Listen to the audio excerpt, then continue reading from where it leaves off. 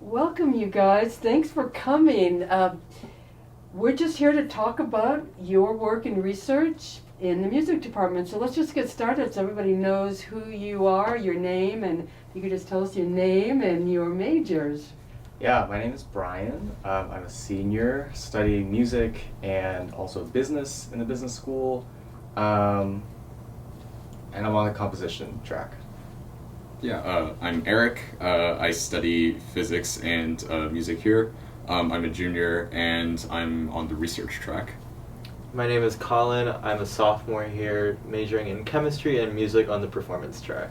Yeah, so I think what's really cool is that we've got representatives of each of our tracks in the music department. So this conversation is really just about research in music. And we're highlighting the chorus music 211 Tango, which you guys all took last fall. So, first, love to hear your story or your impressions. But what brought you to this course last fall? Like, what drew you in about it? Yeah, I can start. Yeah. Going into my senior year, I was really interested in American music. And I think I've had classes studying like jazz, independent research on like Appalachian folk music, because a lot of my friends are into that. But I think tango was, other than performing in the tango ensemble, was sort of unexplored and sort of like an aspect of American music in which I was only really knowing the stereotypes. So I just wanted to learn more about American music. Yeah. And American music it is. Absolutely. Yeah, what about you, Eric? Yeah, for me it was more just I'm really interested in like the cultures and histories on just like whatever music that I can kind of get my hands on. And like everyone knows that like you're a specialist in tango music, so I was like, oh wow, like this class, it's like being taught by a specialist and it's exactly what I'm interested in, like parts of music. Like why wouldn't I take this class? Yeah, and like kind of similar with what Brian was saying earlier, I only kind of knew the stereotypes. Like maybe not even the stereotypes. I only knew really like Astor Piazzolla, and then besides that, I was like, oh okay, tango music. It's like the super romantic music that like everyone just kind of like romanticizes. So yeah. Yeah, right. Good. What about you, Colin? Yeah, so I'm a classical pianist, so I've Yeah. grown up just playing classical music my whole life. So when I saw the opportunity to learn more about tango and a new genre, I thought that'd be really interesting, especially because going in, I only really knew of the Libre tango. So I was really surprised by just like the vast variety of tangos there are, and just learning about the history and the origins of it was super cool. Yeah, cool. Yeah, it is a unique class in that it combines, and my goal with this course has always been to combine the research and the performance aspect of it. So it's kind of a unique course in our department that way, where it's almost equally weighted. So I'd like to, maybe you could hear and you could share about how you found that kind of balance. Did that work for you in terms of your performance interest and your research interest? Did those come together in any kind of way, meaningful way, hopefully? Yeah.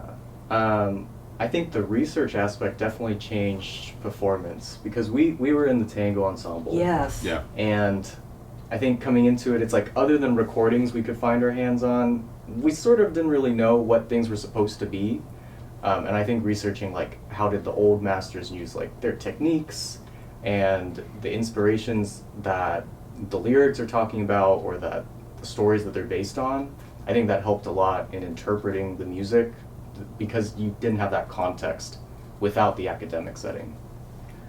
Yeah. Yeah. Yeah, definitely. Yeah, I definitely agree with that. Another thing that was super helpful is just like since we went through it kind of chronologically, we got to like basically see the evolution of tango itself, and then at least as like performers, because even though like we're all in like different parts of like the music like department, we all like play instruments. So Right. it was just like it was super useful to be able to see the kind of evolution and then apply that in a very physical sense when we play our instruments, because it's kind of like I feel like when you just like read about something on a textbook, right, you don't quite get the experience of actually having to do it yourself. Like when when Damien came over and he was teaching us how to play violin, essentially all anew, right? It was a completely different experience than classical violin, like so many textures and like tonal differences that you'll just never run across in classical music. So yeah, that was definitely a cool thing. Good. Excellent. Yeah, What about you, Colin? just to build off of that, I was going to say, like, as a pianist too, there's so many different techniques we have in our instrument, but to see the techniques that tango artists use specifically on the piano was so cool.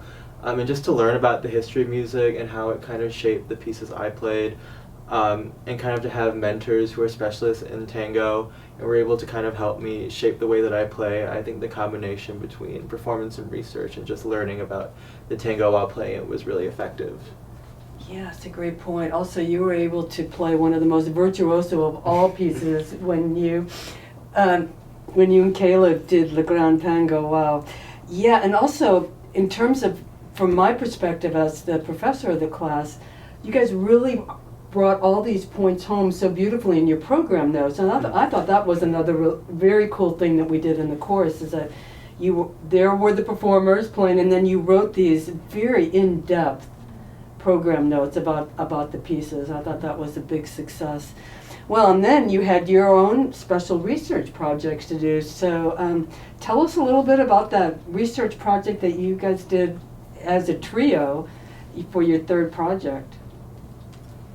Anyone want to start? Yeah, well, let's see. By that point in the class, we were analyzing tango music after kind of this like really distraught era of Argentine history, right, with the governmental overthrows and all that stuff. So we were kind of now analyzing a time period where how tango music was essentially affected after this whole kind of like regime and uprisings and stuff like that. And at least from what I got from it was super interesting how essentially tango just got completely cast away by the side, right? Because at one point they just specifically outlawed tango and like any form of gathering for music. So Yep. obviously that would have like a detrimental impact to tango and Argentine identity.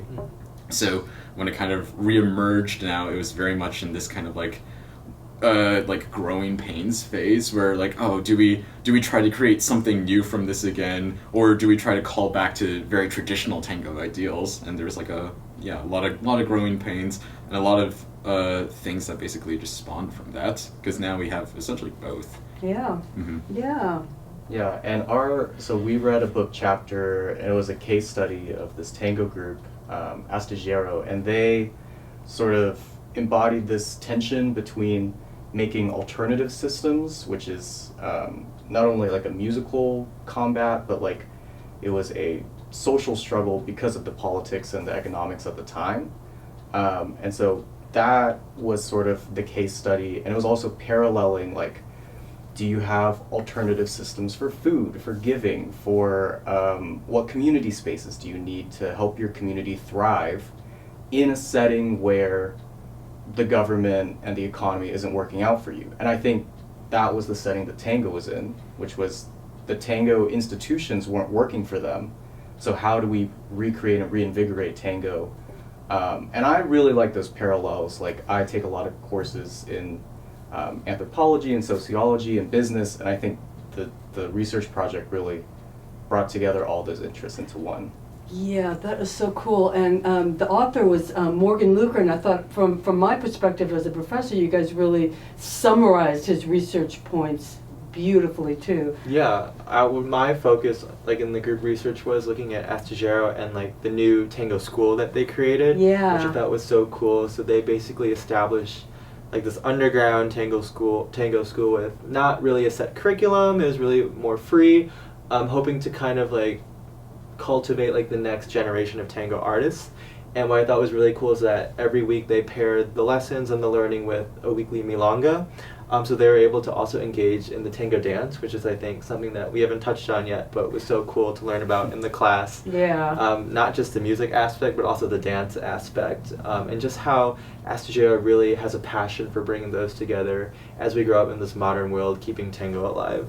Yeah, that's such a great point. Well, thank you guys. This has been a fantastic discussion, and thank you for sharing your experiences with the research components in our curriculum and in this course. So Thank you for having Thank you. us. Yeah, Thank you. thank you.